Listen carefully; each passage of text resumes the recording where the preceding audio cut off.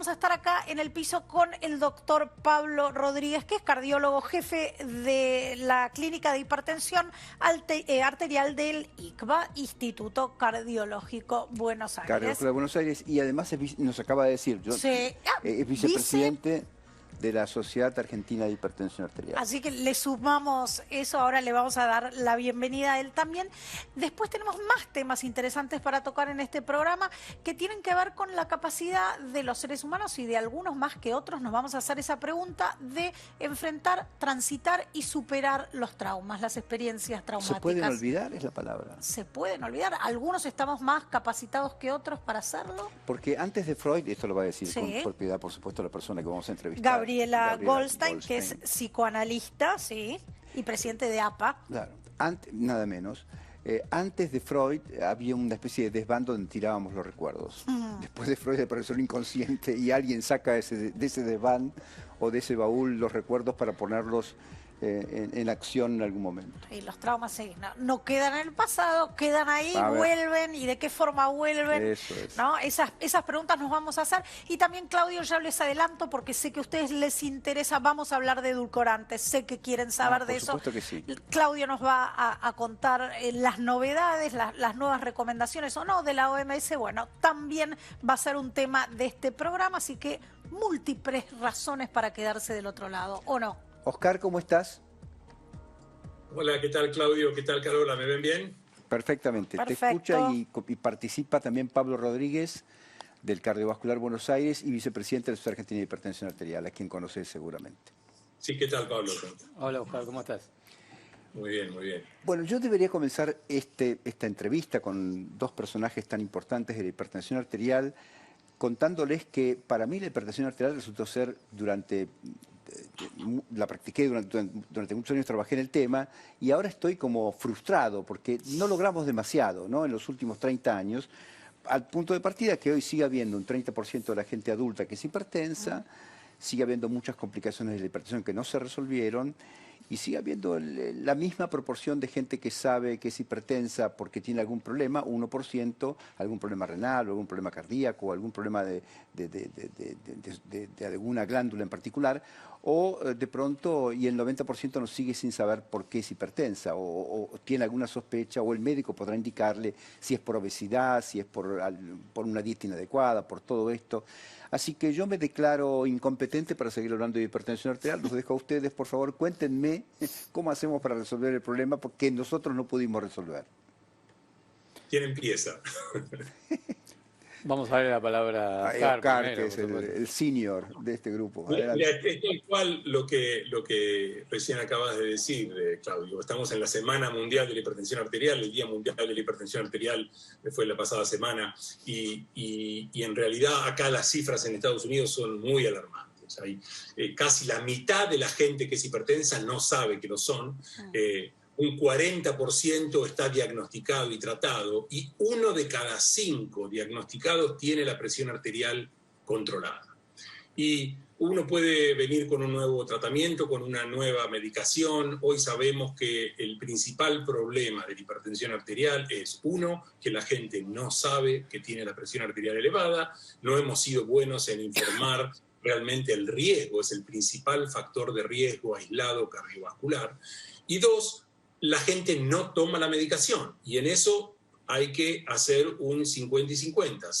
Los pacientes son responsables, pero también los médicos somos responsables en no contar con el tiempo adecuado para informarle a los pacientes la importancia que es el tratamiento farmacológico y las medidas higiénico-dietéticas que siempre tienen que acompañar al tratamiento farmacológico, ¿no? Oscar, ¿la gente deja de tomar el medicamento o directamente no lo toma? Porque en mi época empezaban a tomar el medicamento y después eventualmente regularizaron la presión arterial y decían, bueno, hasta acá llegué, la presión es normal, dejo la medicación y no vuelvo a tomarla. Es así. En parte hay un problema de adquisición, que el médico le da una prescripción por un mes y el paciente toma ese mes y se olvida, o pierde la noción o no está bien informado de que el tratamiento en casi la mayoría de los pacientes es de por vida. Y también hay una parte de pensar que uno tiene síntomas adversos o realmente síntomas adversos y decir, bueno, esto está mal. no lo tomo porque me hace mal, me está causando un síntoma adverso que puede ser real o puede ser coincidente con alguna otra dolencia y el paciente lo atribuye a la medicación. Y también, como parte de esto, es importante saber de que hay un porcentaje de pacientes que están mal diagnosticados y que se les tomó la presión en un momento de dolor o de nervios y se les subió la medicación o se les dio tratamiento sin que realmente sean hipertensos tan severos, y esto hace que el paciente se sienta mal, se sienta mareado porque le bajó la presión mucho y deje de tomar. Y esto es lo que tratamos de hacer hincapié, y yo en eso también estoy frustrado. Tenemos que aumentar, incrementar la comunicación entre el médico y el paciente para que el médico siga aprendiendo una y otra vez de que el paciente necesita saber y estar educado constantemente para no dejar de tomar la medicación. Pablo, coincidimos. Yo acuerdo 100% con Oscar, no me llama la atención de que concuerde con él. Yo creo que hay un tema que es frustrante, porque es verdad lo que decías, Claudio, desde que vos te dedicabas firmemente a la hipertensión hasta ahora, no ha cambiado mucho. Seguimos teniendo mucha gente que no sabe que es hipertenso, seguimos teniendo mucha gente que no está tratada y seguimos teniendo muy pocos controlados. Y es interesante, y a mí me parece que quizás por ahí uno tenga que buscar los caminos, de que aquellos programas que realmente se armaron para buscar un control, como puede ser el Kaiser Permanente en Estados Unidos o el programa HERTZ de la Organización Mundial de la Salud o de la Organización Panamericana de la Salud, que son programas donde se trata de seguir muy firmemente al paciente y muchas veces proveerle la medicación, y con esquemas terapéuticos probados y eficaces se logra un control mucho mayor de la presión arterial. Quiere decir que se puede lograr. Lo que pasa es que hay que estar realmente con un programa. A veces las cosas aisladas y los esfuerzos aislados quizás no tienen el mismo efecto que podrían tener este tipo de programas abarcativos y que tienen que ver más con seguir al paciente muy de cerca. Oscar habló de los efectos colaterales de los medicamentos. Claramente los tienen, a veces se exacerban por el tipo de paciente que los padece, pero la disfunción eréctil, hoy estuve leyendo un informe muy interesante, Carola, sobre la depresión que pueden provocar los betabloqueantes. La verdad es que a mí me preocupa esto, porque me da la impresión que estamos usando medicamentos que tienen interacciones, por supuesto, que a lo mejor terminan en un efecto adverso que incrementa el malestar del paciente, ¿no, Oscar? Sí, tal cual. Y nosotros tuvimos una ventana con una oportunidad muy buena durante la pandemia, que nos obligó a hacer telemedicina. Nosotros en el Centro de Hipertensión Arterial acá no es que hagamos magia, simplemente que somos obsesivos. Tenemos una enfermera que llama a los pacientes por videollamada, les hace contar las píldoras, les pregunta si tienen efectos adversos, les explica sobre los efectos adversos, y si tiene un efecto adverso real, que realmente creemos que lo es, cambiamos la medicación. Es muy, muy importante, aparte, conseguir gente que hable al mismo nivel, al mismo idioma, con la misma cultura de esa gente. Como decía Pablo, acá se han hecho programas muy importantes. Hay un estudio que fue el Barber, el estudio de las peluquerías en Estados Unidos. Vos sabés, Claudio, Carola, que los afroamericanos van a la peluquería cada 2 semanas, 3 semanas rigurosamente, y confían en su peluquero de barbero. Exactamente. Es de un programa que el peluquero les tomaba la presión arterial y los educaba, vieron que el control de la presión aumentó un montón, sin cambiar ninguna medicación. Se encontró un interlocutor así confiable y de fácil acceso para una población. Así fue. Tal cual. Y yo le digo hasta a los mismos pacientes míos, si usted no confía en mí, agradecido a que cambie de médico y busque a alguien en el cual confía. Es algo muy, muy importante, que esperemos no perderlo con toda la tecnología que viene y que avanza, que siempre haya un medio interlocutor que se entienda con la otra parte, para que la compliance, ¿no?, la adherencia a la medicación, que es lo más importante hoy por hoy, siga estando vigente. Pablo. Sí, no solamente... ¿Ustedes hacen algo parecido? Nosotros hacemos muchas cosas parecidas y tratamos de tener un seguimiento muy de cerca del paciente, porque algo que dijo Oscar recién tengo total coincidencia. Yo creo que cuando hablamos de los problemas de adherencia, lo primero que tenemos que revisar es cuál es nuestra relación con el paciente. Adherencia significa el paciente que el paciente cumpla el tratamiento. Porque la relación médico-paciente es clave en esto. Si hay una mutua confianza, la confianza del paciente en el médico, es fundamental para que el paciente diga, yo voy a cumplir porque me lo está diciendo mi médico y yo le creo a mi médico y entonces voy a hacer esto.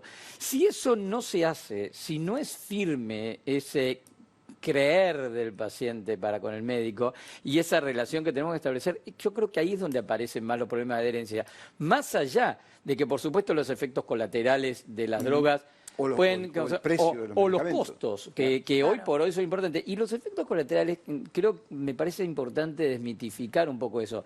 Son los menos. Las drogas que utilizamos en hipertensión arterial son drogas que son muy eficaces y tienen pocos efectos colaterales en general. Pero tienen una mala prensa probablemente, ¿no? ¿Querés leer el...? Dale, por favor, vamos, lean, tenemos unas placas para compartir. Eso. Bueno, una pregunta. ¿Soy hipertenso? ¿Un paciente es hipertenso cuando presenta valores de presión arterial alta 140, 90, 14, 9 en forma persistente? Eso es muy importante. Creo que lo más importante de esta frase es en forma persistente atrás. Ese final. Porque es lo que dijo antes Oscar. Si yo me pongo nervioso por algo, si tengo que pagar algo y no llego, si tengo un problema, si tengo un dolor. Por eso es que muchas veces el dolor de cabeza lo asocian a la hipertensión. Y en realidad nadie se toma la presión cuando le duele un pie, pero probablemente también tendría la presión alta porque tiene un dolor y eso genera un aumento transitorio de la presión. Entonces, es 14,9 o más en forma persistente. Si yo me tomo la presión y la mayoría de las veces tengo 14,9 o más, tengo que pensar que soy hipertenso. Oscar, entonces, si yo tengo 12,8, tengo baja presión. Si tenés, la presión, dependiendo de distintas guías hay distintas definiciones, pero lo que sí todos sabemos y estamos de acuerdo es que la presión arterial normal es aquella menor a 120/80. Tener esa presión no es tener presión baja. Ahora, si uno tiene mayor presión, bueno, hay distintas categorías, depende a qué guías uno siga. Uno puede tener presión elevada primero y después hipertensión arterial. Pero la presión arterial normal es aquella que es menor a 120/80 o a 12,8. Muy poca gente tiene presión normal, sobre todo a medida que vamos creciendo, la presión arterial tiende a ir elevando. ¿Y los valores son iguales para hombres y para mujeres? Los valores son iguales para hombres y para mujeres y son iguales a cualquier edad para mayores adultos de 18 años. Bien. Pero entonces, perdón, Oscar dice 12,8, Pablo dice 14,9. ¿Qué hago? No, porque 14,9 define hipertensión. Y en eso coincidimos con Oscar, aunque Oscar vive en un país que tiene una guía bastante particular, que es los Estados Unidos, donde ellos han definido el 13,8 como un límite. Y es una discusión todavía. A veces uno cree que quizás tengan razón de que sea 13,8. Oscar. Es una diferencia que tenemos en la definición. Obviamente que cuando bajamos de 14,9 a 13,8, de 140/90 a 130/80, ahora tenemos muchos más hipertensos. La idea es que a partir de 130/80 uno ve aumentos de riesgo cardiovascular. No necesariamente implica que alguien que tiene 130/80 tenga que saltar a tomar medicamentos inmediatamente. Ese es el tema. Un tiempo para darle una dieta adecuada, rica en potasio, baja en sodio, que haga ejercicios, que baje de peso si hay sobrepeso, y después de 3 a 6 meses se vuelve a reevaluar al paciente. O le hacemos un control ambulatorio de presión arterial, que es otra alternativa, ¿no? Sí, porque hace algún tiempo atrás los ingleses propusieron de que y ellos demostraron que hay costo-beneficio de esto, de que si tengo un paciente que hizo algún valor aislado de presión arterial elevada, en lugar de seguir haciendo múltiples consultas en el sistema de salud, ellos dijeron, hágale un monitoreo ambulatorio de presión arterial, defina si es hipertenso o no, y si es hipertenso, trátelo, porque si no, ellos decían, vamos a tratar un montón de gente que probablemente no necesite medicación. Oscar hace un rato, gracias. ¿No? Lo agradecemos a Oscar. Dale, perfecto. Muchas gracias, Oscar. No, gracias a ustedes, un gran saludo y Pablo, seguramente nos vamos a ver en octubre. No hay duda. Te esperamos, te esperamos. Muchas gracias. Tenemos que ir a un corte brevísimo. Te quedás, Pablo, ¿no? No te vayas, Pablo. Ya venimos, hay mucho más de Más Salud. Estamos de vuelta y tenemos más placas para ver con el doctor. Dale. Sí, mira, vamos con... Porque ya habíamos visto el semáforo. Bravo, teníamos. Muy bien. ¿Qué es esto? ¿Y qué es toda esa información que está ahí? Para los que no sabemos, Pablo. ustedes saben. Es que justamente yo me gusta usar esta placa en charlas para la comunidad. ¿Por qué? Porque siempre tengo la máxima, tengo la mínima, la sistólica, la diastólica. Entonces es un poco claro para decir, ese 140, el 14 es la presión máxima, la sistólica, la contracción del corazón. Bien. El 90 o 9 es la mínima, ¿no? La diastólica, el momento de máxima relajación del corazón. Bien. Y me gusta poner eso porque en los equipos automáticos está ese numerito más chiquitito que aparece abajo, que es la frecuencia cardíaca, que para mucha gente no le da tanta importancia y sin embargo es un dato muy importante. Bien. Valor máximo. Y entonces ahí está bastante, ese 100 es un poco mucho, pero bueno, esa es una frecuencia. Perfecto. Ahora, si yo tengo 141/91, ¿soy hipertenso? Si ese 141/91 persiste en el tiempo, ¿Se repite? sí. Y es más, si tenés 140/90 también sos hipertenso. O sea, 14/9 en forma persistente es hipertensión. Ahora, yo se los voy a resolver. Mire, si yo tengo 140/90, 14/9 o 14.1, 9.1 y bajo 5 kilos, vuelvo a tener 13.8. Sin duda. Ah, bien. Ya bien. todos Bien. esos valores mejoran. En esos casos, en esas presiones tan limítrofes, los cambios al estilo de vida son claves. O sea, ahí es donde más impacto tiene mantener un peso adecuado, hacer actividad física, comer sin sal, evitar los alimentos con alto contenido de sal.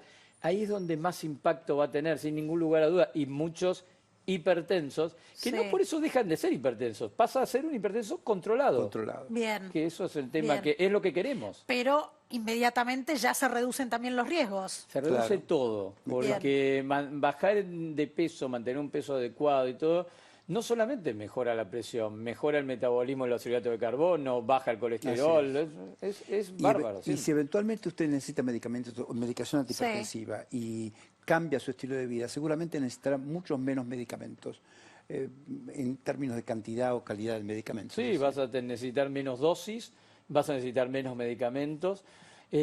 Hay gente que le encanta tener un altar a la pastillita en la casa y dice, como tomo la pastilla puedo hacer lo que quiero. No. Y en realidad no es así. O sea, tomar la pastilla es una parte del tratamiento, pero hay que seguir cumpliendo con los cambios al estilo de vida porque es lo que va a mejorar el pronóstico. Mencionaste alimentación y tenemos para ver algunos alimentos y nos vas a explicar por qué estos son alimentos adecuados para consumir. Mirá. Bueno, esto es interesante. ¿Le podemos poner ese título al potasio? A mí me gusta. ¿El antídoto contra el sodio? A mí me gusta. No es exacto, pero es bastante ejemplificador. Ayudan. El potasio de alguna manera contrarresta el efecto del sodio. No quiere decir de que por esto yo puedo comer toda la sal que quiera y entonces como banana, entonces ya puedo comer sal. No, pero es importante pensar de que cuando uno miraba las dietas paleolíticas, que hoy todavía en alguna población en el mundo, como los indios yanomanos en el Amazonas brasileño, es una dieta bastante parecida, tenían una dieta con más potasio que sodio y esas poblaciones no tienen hipertensión.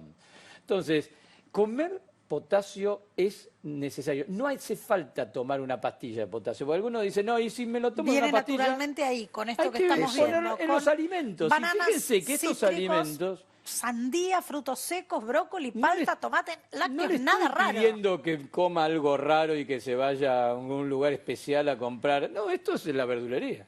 Perfecto. Nunca pastillas de potasio. Y ni se le ocurre ir a vivir a la selva para no tener hipertensión. No, eso no hay duda. Hay otra placa.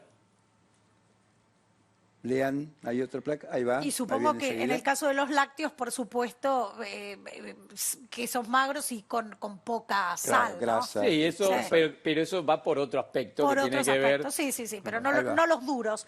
Bueno, otros cambios al estilo de vida de eficacia reconocida. Ahí tenemos la actividad física. La actividad física, por lo menos mínimo, a ver. 30 minutos 5 veces por semana o 45 minutos 3 veces por semana. Eso es lo mínimo. Mínimo. Si hacemos eso, y muchos me preguntan, doctor, yo hago baile una vez por semana, perfecto, es bárbaro, bien. Y hago pilates y está bien, y hago yoga y está bien, todo eso suma, no hay duda. ¿Y esos 30 minutos concentrados en un momento del día o pueden ser 15 a la mañana? Idealmente 15? Sí, pero a veces dicen que lo ideal es enemigo de lo bueno. Lo que tenemos que hacer es tratar de llegar a los 30 minutos bien. De caminata sin parar. ¿Ah? También tenemos que mantener el peso adecuado, lo que estábamos hablando, por supuesto, evitar el consumo de tabaco. El tabaco aumenta la presión, pero evitar el consumo de tabaco no es por la presión, es porque el tabaco per se es un factor de riesgo y tenemos que evitarlo. Y el consumo de alcohol, lo pregunto así. Pero fíjate que ahora que dice limitar, no dice no eliminar. Entonces, hay que limitarlo. ¿Qué significa esto? Es una copa de vino en el día. Y siempre se dice que las mujeres... Una y los hombres dos. Claro, 1 a 2 copas de vino al día en el hombre, la mitad se dice la mujer o la gente de bajo peso, o una medida de bebida blanca, o más o menos medio litro de cerveza. Y recálculo, porque hay algunos que le encanta el I, pero no. Está bien, clarísimo. Entonces, conclusión, haciendo relativamente poco podemos ganar mucho en salud, ¿no? Sin duda. Sin duda. Probablemente no va a ser probablemente no alcance, pero va a ser que todo sea más simple. Eso no hay duda, que necesitemos menos medicación. La fórmula es esa. Muchísimas gracias. No, por favor, un placer.